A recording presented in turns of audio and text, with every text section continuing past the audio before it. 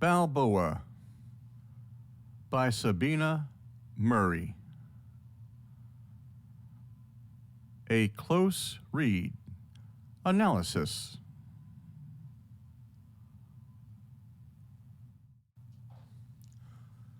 Background.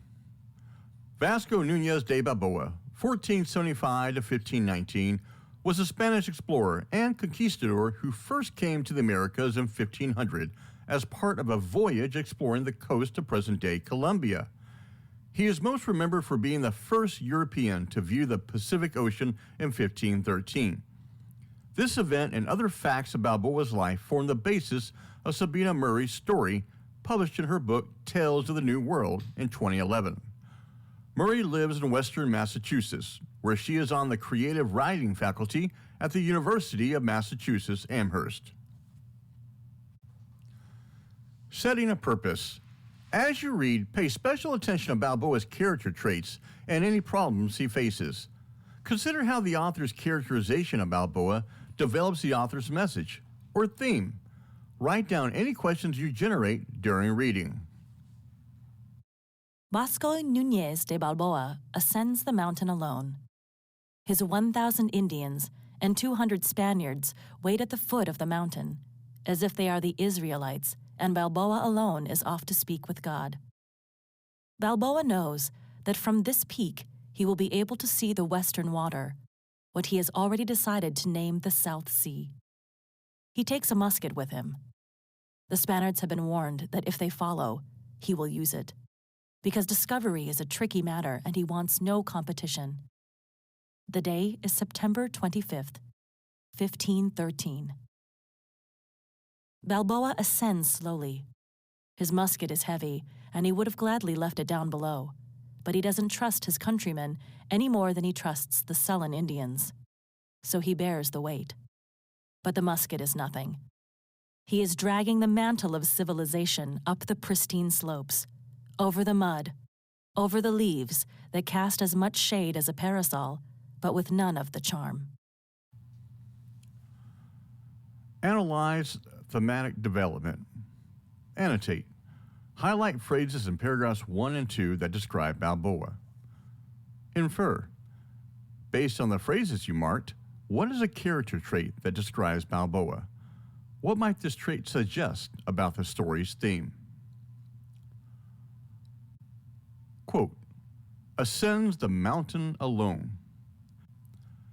This phrase portrays Balboa as a solitary figure, highlighting his independence, determination, and perhaps his sense of destiny or personal mission. Ascending the mountain alone suggests he feels a need to confront this challenge by himself, emphasizing a kind of individualism or a desire for sole recognition of his achievements. It also implies courage, as he faces the unknown without companionship or support. Quote, he will use it, the musket, because discovery is a tricky matter and he wants no competition. This phrase reveals Balboa's competitive and cautious nature. He is protective of his claim to discovery and is willing to resort to violence to maintain his exclusivity. It shows that he views exploration as a zero-sum game where his success is contingent upon eliminating rivals. His reference to discovery as a tricky matter suggests that he is aware of the politics and potential betrayals involved in such endeavors. Quote, he doesn't trust his countrymen any more than he trusts the sullen Indians. Here, Balboa is portrayed as distrustful and wary of those around him, regardless of their background. This distrust indicates his awareness of the complexities and dangers of his mission, highlighting a sense of paranoia or realistic caution. It also reflects his perception of human nature as self-serving, whether they are his compatriots or the indigenous people he encounters. Quote, dragging the mantle of civilization up the pristine slopes. This phrase reflects Balboa's self-perception and possibly a sense of burden. The mantle of civilization suggests he views himself as a bearer of European culture and values. a civilizing force in a wild land. However, the word dragging conveys struggle and resistance, indicating that he finds this task difficult and perhaps even at odds with the untouched, pristine environment he is moving through. It reveals a sense of his perceived duty or mission, but also a recognition of the weight and effort involved in imposing his culture onto a new world. Together, these phrases paint a picture of Balboa as a determined, ambitious, and solitary figure, distrustful of others, competitive in his quest for discovery, and viewing his mission as a burdensome yet important civilizing force. So based on these phrases that we've marked, what is a character trait that describes Balboa?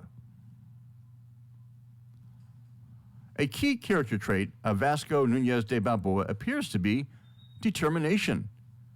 He is portrayed as someone who is driven by a singular vision and willing to face the challenges alone, as evidenced by his solo ascent up the mountain. His decision to carry a musket and his willingness to use it against anyone who follows shows his cautious and distrustful nature. This also reveals a sense of self-reliance and a competitive spirit. What might this trait suggest about the story's theme? Balboa's determination, combined with his distrust of others, suggests a theme of individualism and the complexities of exploration and conquest.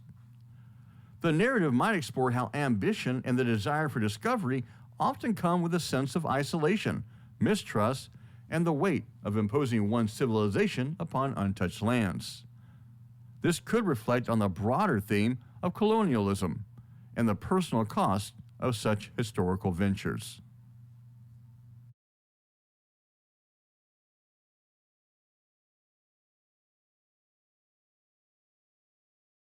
Balboa is that dividing line between the modern and the primitive. As he moves, the shadow of Spain moves with him. Balboa steps cautiously into a muddy stream and watches with fascination as his boot sinks and sinks. He will have to find another way. Upstream, he sees an outcropping of rock. Maybe he can cross there. He tells himself that there is no hurry, but years of staying just ahead of trouble have left him anxiety-ridden. He would like to think of himself as a lion, Balboa the lion. But no, he is more of a rat, and all his accomplishments have been made with speed and stealth. Balboa places his hand on a branch and pulls himself up. He sees the tail of a snake disappearing just past his reach. The subtle crush of greenery confirms his discovery, and he shrinks back, crouching. In this moment of stillness, he looks around. He sees no other serpents, but that does not mean they are not there. Only in this momentary quiet does he hear his breath rasping with effort. He hears his heart beating in the arched fingers of his ribs, as if it is an Indian's drum. He does not remember what it is to be civilized, or if he ever was. If ever a man was alone, it is he. But even in this painful solitude, he cannot help but laugh. Along with Cristobal Colon, backed by Isabel I herself, along with Vespucci the scholar, along with the noble Pizarro brothers on their way to claim Inca gold, his name will live. Balboa. Balboa. Balboa the valiant. Balboa the fearsome. Balboa the brave. Contrasts and contradictions. Notice and note. Highlight details in paragraph 4 that suggest a discrepancy between who Balboa is and how he would like to be perceived. Analyze. How would Balboa like to be viewed by others? Cite text evidence in your response. Quote, he would like to think of himself as a lion. Balboa the lion. But no, he is more of a rat, and all of his accomplishments have been made with speed and stealth. This citation shows Balboa's desire to be seen as a powerful, noble, and courageous figure, a lion, but contrasts this with his awareness of his true nature. He admits he is more akin to a rat, an animal associated with cunning, stealth, and survival, rather than honor or grandeur. The use of rat suggests he sees his achievements as a result of trickery and quick maneuvers, rather than noble bravery, creating a stark contrast between who he wants to be, the lion, and who he knows he is, the rat. Quote, "He does not remember what it is to be civilized, or if he ever was." This phrase highlights Balboa's inner conflict and sense of alienation from the values of civilization, suggesting a self-awareness that he may not embody the ideals he wishes to represent. It implies a loss of connection with the moral and social codes he might have once held or aspired to, reinforcing the gap between his current reality and his desired image as a respected and dignified figure. He acknowledges that he may have never truly been civilized, which contradicts the more refined image he wants others to have of him. Quote, "If ever a man was alone, it is he." This phrase reflects Balboa's recognition of his profound isolation, both physically and metaphorically. Despite his ambition to be remembered as a heroic figure, he is acutely aware of his solitude, suggesting that his pursuit of glory has left him alienated and alone. It contrasts with the communal and celebrated figure he wishes to be seen as, further underscoring the gap between his reality and his idealized self. Quote, "Balboa, Balboa the valiant, Balboa the fearsome, Balboa the brave." This repetition emphasizes Balboa's longing for recognition and a legacy of greatness. He imagines how he wants history to remember him, with titles that convey strength, fearlessness, and valor. However, this imagined glorification stands in stark contrast to the earlier depictions of him as a rat-like, anxious, and solitary figure. The disconnect between his self-styled epithets and his own doubts and insecurities highlights the discrepancy between his desires and his perceived reality. Balboa wishes to be viewed as a fearless, noble, and heroic figure, someone who embodies the qualities of bravery, strength, and valor. This is evident in the phrases Balboa the valiant, Balboa the fearsome, and Balboa the brave, which suggests that he wants to be remembered alongside famous explorers like Cristobal Colon, Christopher Columbus, and the Pizarro brothers.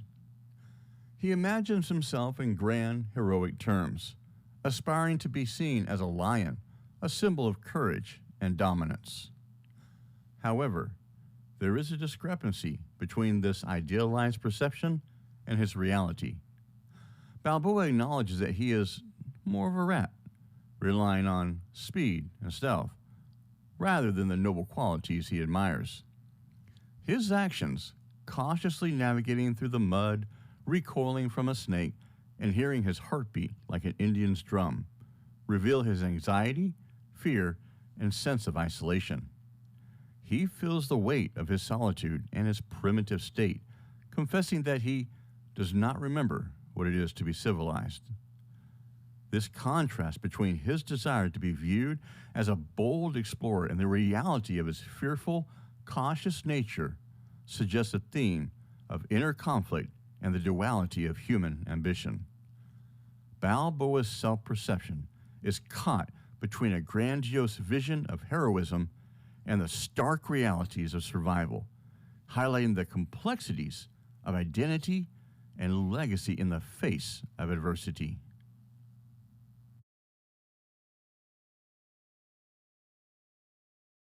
Balboa, the gambling pig farmer, who, in an effort to escape his debt, has found himself at the very edge of the world.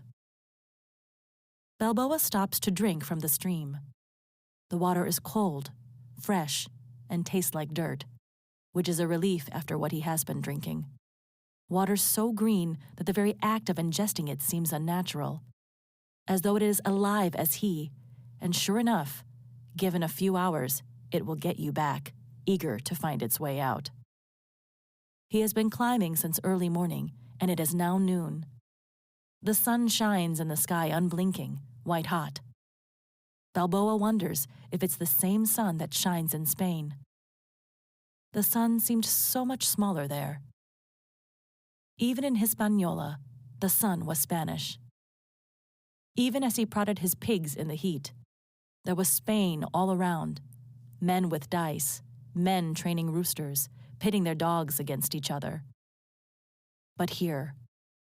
Then he hears a twig snap and the sound of something brushing up against the bushes. Balboa stands. "I give you this one chance to turn back," he says, raising his musket as he turns. And then he freezes. It is not one of the Spaniards hoping to share the glory. Instead, he finds himself face to face with a great spotted cat. On this mountain, he's thought he might find his God, the God of Moses, sitting in the cloud cover near the peaks, running his fingers through his beard. But no. Instead, he finds himself face to face with a jaguar, the God of the Indians. He knows why these primitives have chosen it for their deity. It is hard to fear one's maker when he looks like one's grandfather, but this great cat can make a people fear God. He hears the growling of the cat, and the grating, high-pitched thunder sounds like nothing he has ever heard. The cat twitches its nose, and two great incisors show at the corners of its mouth.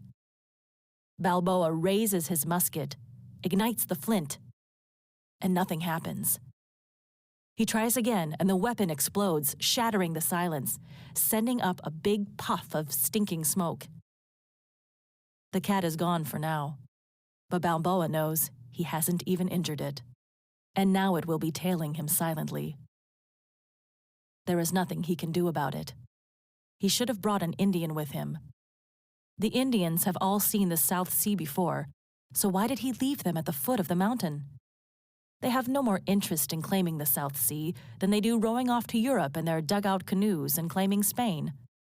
But Balboa's hindsight is always good, and no amount of swearing, which he does freely, spilling Spanish profanity into the virgin mountain air, is going to set things straight.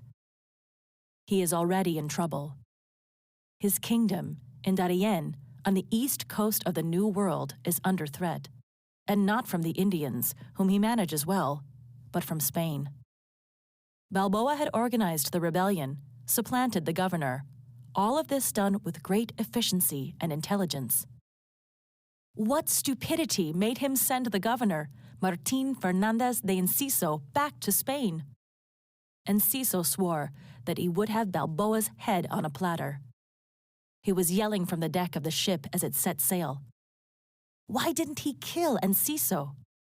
Better yet, why didn't he turn Enciso over to some Indian tribe that would be glad to have the Spaniard, glad to have his blood on their hands? How could Balboa be so stupid? Soon the caravels would arrive, and his days as governor, king, he tells the Indians, of Darien will be over. Unless, Balboa thinks, unless he brings glory by being the first to claim this great ocean for Spain. Then the king will see him as the greatest of his subjects, not a troublemaking peasant, a keeper of pigs. Language conventions. Annotate. In paragraph 10, highlight verbs that are in the past tense, and then analyze. How do these verbs signal a transition in the plot structure? Quote, had organized a rebellion. Quote, supplanted the governor. Quote, done with great efficiency. Quote, made him send the governor. Quote, Enciso swore. Quote, didn't kill Enciso. Quote, didn't turn Enciso over. The use of past tense verbs in this paragraph signals a shift in the narrative, reflecting on events that have already transpired, which brings a transition in the plot structure from the present action to a, quote, reflection on past actions and their consequences. The verbs had organized, supplanted, and done indicate that Balboa's past decisions and actions are crucial to the current predicament he faces. The actions he made, like sending the governor back to Spain, and the consequences that followed, Enciso swore revenge, highlight a turning point where past mistakes or decisions set the stage for the unfolding conflict. By reflecting on these past actions, the narrative moves from the immediate moment of Balboa's ascent and ambition to the repercussions of his past behavior, foreshadowing potential conflicts or changes in his fate. This shift serves to build tension in the story, emphasizing how past actions shape the character's present challenges and decisions.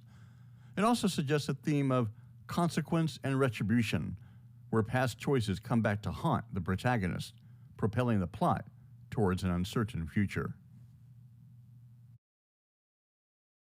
Unless that jaguar gets him first.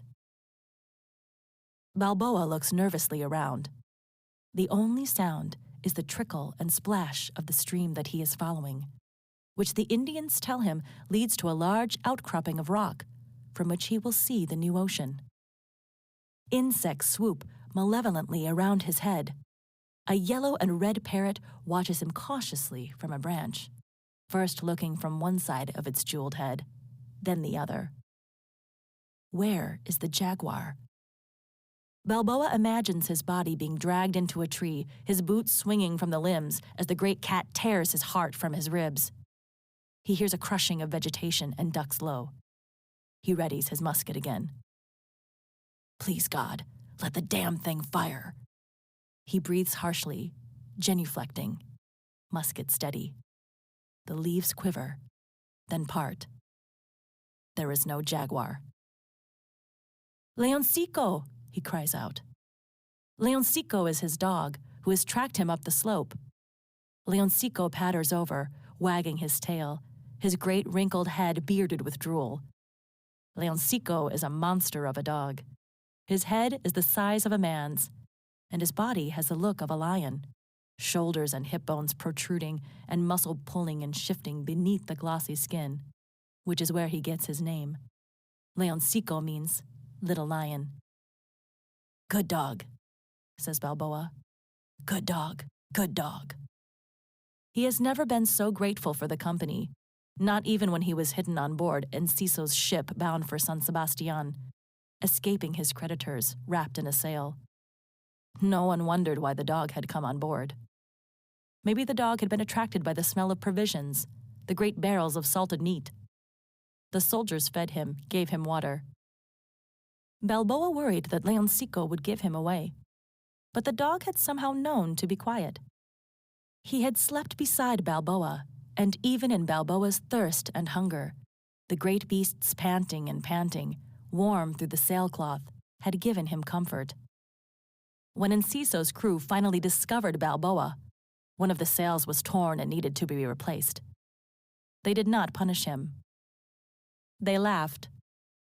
The Indians massacre everyone. You are better off in a debtor's prison, they said. Balboa became a member of the crew. When the boat shipwrecked off the coast of San Sebastian, they were rescued by Francisco Pizarro. Enciso had been at a loss as to where to go, and Balboa convinced him to try Darien to the north. Once established there, Enciso had shown himself to be a weak man. How could Balboa not act? Enciso did not understand the Indians as Balboa did. He could see that the Indians were battle-hardened warriors. The Spaniards had not been there long enough to call these armies into existence. Balboa's strength had been to recognize this discord.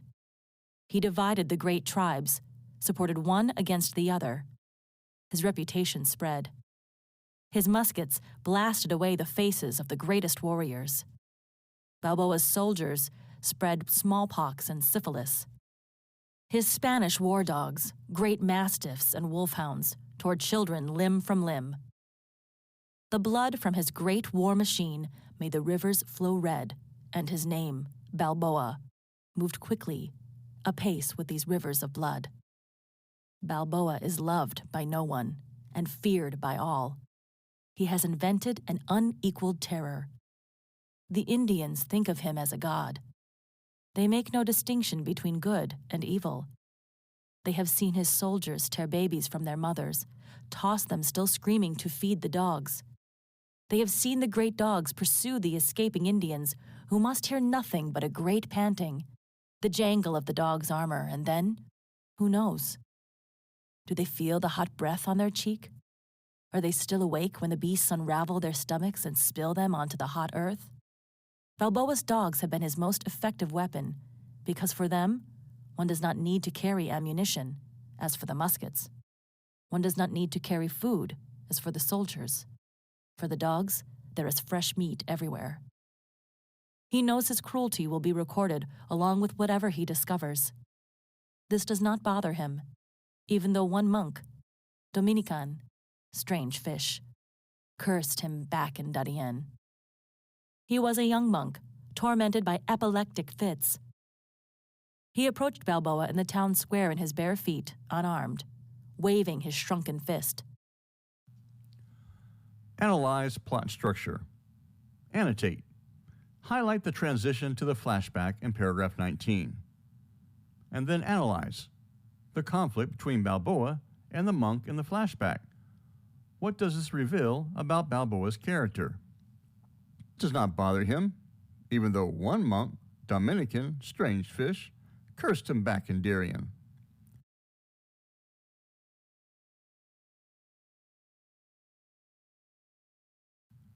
The transition to the flashback is marked by the phrase, even though one monk, Dominican, strange fish, cursed him back in Darien.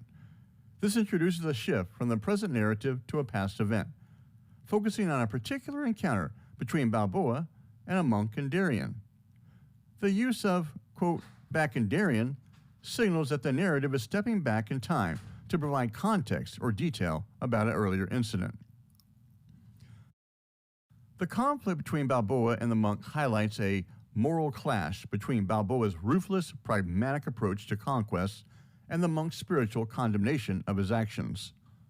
The monk, described as, quote, a young monk tormented by epileptic fits, is portrayed as physically weak, but morally resolute. He approaches Balboa, quote, in the town square, in his bare feet, unarmed, waving his shrunken fist, which emphasizes his courage and moral outrage despite his frailty. This encounter reveals several aspects of Balboa's character. 1. Indifference to moral judgment. Balboa is portrayed as indifferent to the monk's curse and the moral condemnation of his actions.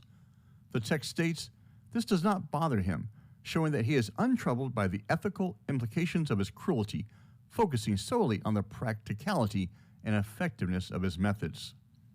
2. Pragmatic ruthlessness. Balboa's use of dogs as weapons which do not require ammunition or food like muskets or soldiers highlights his strategic mind, but also his brutal pragmatism. He uses whatever means necessary to maintain control and instill fear, indicating a lack of empathy or concern for human suffering. 3. Confidence in his actions. Despite the monk's curse, Balboa remains confident, undeterred by the potential for his actions to be judged harshly in history. His focus is on his legacy as a conqueror, rather than on the morality of his deeds. Your dogs, screamed the monk, are demons. As if understanding, Leoncico had lunged at the monk. Leoncico is not a demon. He is the half of Balboa with teeth, the half that eats. Balboa has the mind and the appetite. Together, they make one. It is as if the great beast can hear his thoughts, as if their hearts and lungs circulate the same blood and air. What did the monk understand of that? What did he understand of anything? He said that he was in the new world to bring the Indians to God. So the monk converts the Indians, and Balboa sends them on to God. They work together, which is what Balboa told the monk. But the monk did not find it funny. How dare he find fault with Balboa? Is not Spain as full of torments as the New World? The Spaniards are brought down by smallpox at alarming rates in Seville, in Madrid. Every summer the rich take to the mountains to escape the plague. And in the fall, when they return, aren't their own countrymen lying in the streets feeding the packs of mongrels? Half of all the Spanish babies die. It is not uncommon to see a peasant woman leave her screaming infant on the side of the road. So why come here and beg relief for these savages? Why not go to France, where, one soldier tells Balboa, they butcher the Huguenots and sell their limbs for food in the street? Why rant over the impaling of the Indians when Spaniards, noblemen among them, have suffered the same fate in the name of God? In fact, the Inquisition has been the great educator when it comes to subduing the Indian population. Why take him to task when the world is a violent place? "May your most evil act be visited on you," said the monk. "I curse you." Analyze plot structure. Annotate. Highlight an example of foreshadowing in paragraph 24. Analyze. What does this example foreshadow? To what part of the story does it connect? Quote, "May your most evil act be visited on you," said the monk. "I curse you."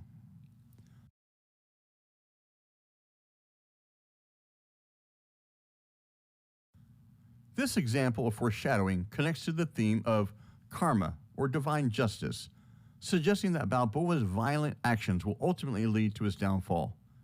It hints at a future event where Balboa's actions will come back to affect him directly, possibly through betrayal, a violent death, or some form of retribution that mirrors the suffering he has caused others. The foreshadowing is linked to later parts of the story where Balboa, despite his ambitions and efforts to secure his legacy and glory, meets a tragic end. Historically, Balboa was eventually arrested, tried, and executed by the Spanish authorities, which may serve as a fulfillment of the monk's curse. This aligns with the narrative's suggestion that those who commit evil deeds cannot escape their consequences, setting up a sense of inevitability about Balboa's fate. The monk died shortly after that. His threats and bravery were more the result of a deadly fever than the words of a divine message. Did the curse worry Balboa? Perhaps a little. He occasionally revisits a particularly spectacular feat of bloodshed, the time Leoncico tore a chieftain's head from his shoulders, with a pang of concern. But Balboa is a busy man with little time for reflection. When the monk delivered his curse, Balboa was already preparing his troops for the great march to the west. His name had reached Spain, and the king felt his authority threatened. He is the great Balboa. But here, on the slope of the mountain, his name does not seem worth that much. He has to relieve himself and is terrified that some creature, jaguar, snake, spider, will take advantage of his great heaving bareness. "Leoncico," he calls, "at attention." Not that this command means anything to the dog. Leoncico knows attack, and that is all he needs to know. Leoncico looks up, wags his tail, and lies down, his face smiling into the heat. Balboa climbs onto a boulder. Here, he is exposed to everything. But if that jaguar is still tracking him, he can at least see it coming. He sets his musket down and listens. Nothing. He loosens his belt and is about to lower his pants when he sees it.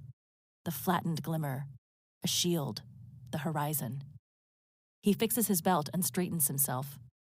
He stares out at the startling bare intrusion, this beautiful nothing beyond the green tangle of trees. The Mar del Sur, the glory of Balboa, his gift to Spain.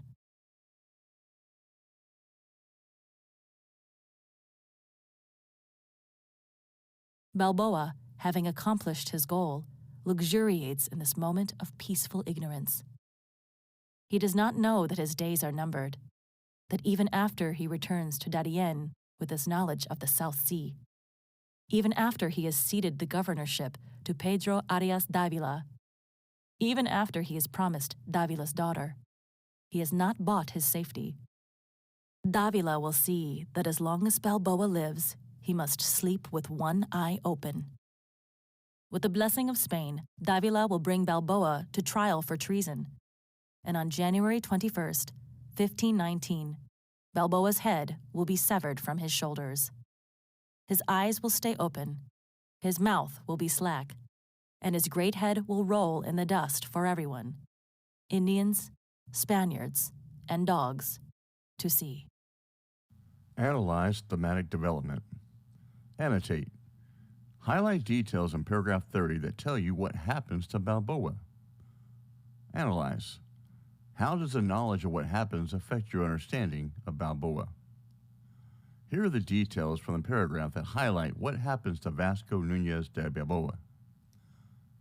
Quote, Balboa, having accomplished his goal, luxuriates in this moment of peaceful ignorance. This shows Balboa's temporary sense of achievement and contentment, unaware of the fate that awaits him.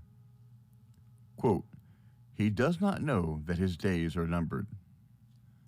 This indicates that Balboa's life is nearing its end, suggesting imminent danger or death. Quote, even after he returns to Darien with his knowledge of the South Sea, even after he has ceded the governorship to Pedro Arias Davila, even after he has promised Davila's daughter, he has not bought his safety. This details the steps Balboa takes, believing they might secure his safety or favor, but it underscores that these actions will not prevent his downfall. Quote, Davila will see that as long as Balboa lives, he must sleep with one eye open. This suggests that Davila perceives Balboa as a threat to his own power and feels he must constantly be on guard against him. Quote, with the blessing of Spain, Davila will bring Balboa to trial for treason. This reveals that Davila, with the support of the Spanish crown, will accuse Balboa of treason, a severe crime that threatens his life. Quote, on January 21st, 1519, Balboa's head will be severed from his shoulders. This explicitly states the date of Balboa's execution, showing that he will be beheaded. Quote, his eyes will stay open, his mouth will be slack, and his great head will roll in the dust for everyone, Indians, Spaniards, and dogs to see. This describes the graphic details of Balboa's execution and the public display of his head, emphasizing his humiliating and tragic end. These details collectively build a picture of Balboa's fate, showing his ignorance of the coming events, the machinations against him, and his ultimate demise through execution. The knowledge of what happens to Vasco Núñez de Balboa significantly deepens the understanding of his character and his story, revealing him as a tragic figure whose ambition, ruthlessness, and actions ultimately lead to his downfall. Here's how this knowledge shapes the perception of Balboa. First, the inevitability of his fate.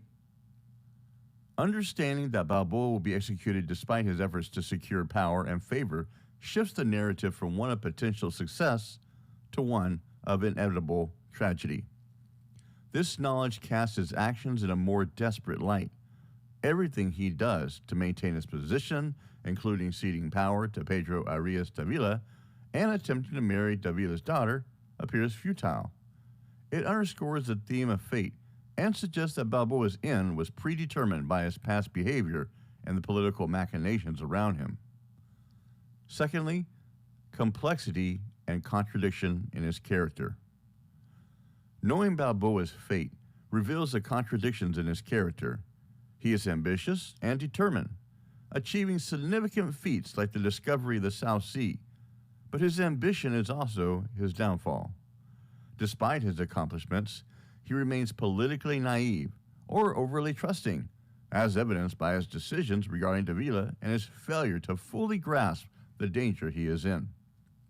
This duality makes him a more complex figure, a talented leader, an explorer who is also blind to the consequences of his actions and the realities of power.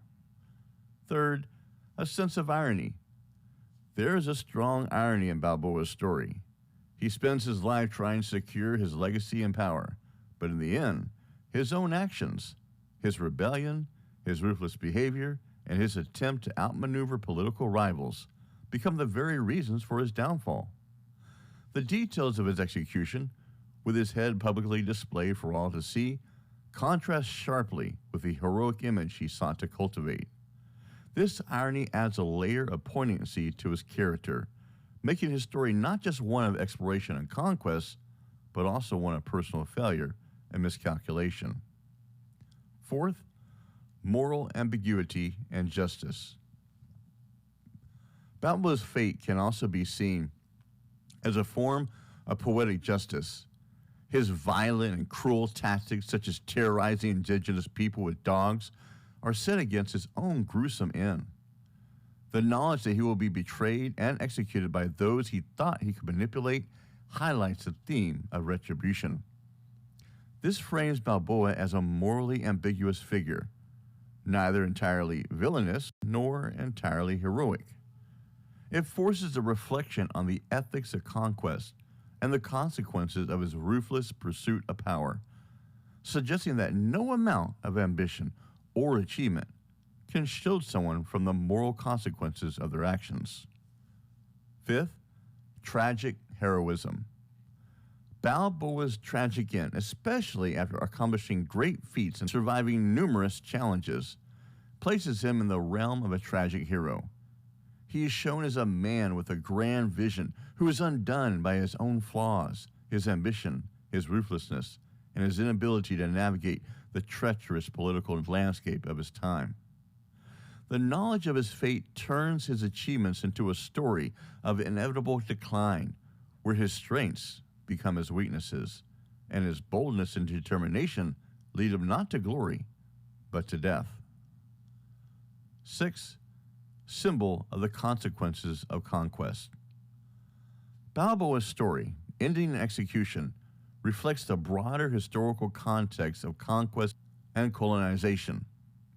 It symbolizes the dangers and moral complexities faced by explorers and conquerors of the New World, whose actions were often ruthless and whose lives were frequently precarious. Balboa's fate serves as a reminder of the consequences that befell many of those who sought to expand Spain's empire, suggesting that the pursuit of power and territory often came with a heavy personal cost.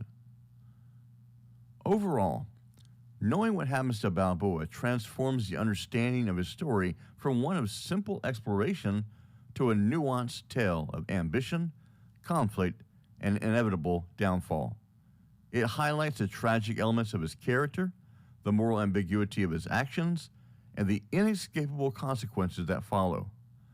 Balboa becomes a cautionary figure whose life serves as a reflection on the complexities of power, legacy, and justice in a tumultuous and morally ambiguous era.